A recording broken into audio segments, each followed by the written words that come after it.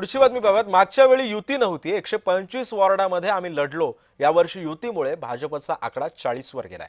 दोन्ही पक्षातील 30 ते 35 उमेदवारांची बंडखोरी झाली।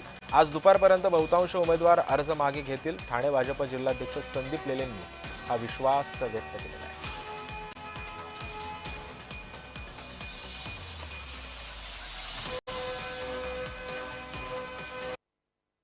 मागच्या वेळेला युती नव्हती आणि त्यामुळे जवळजवळ 125 वॉर्ड आम्ही लढलो होतो।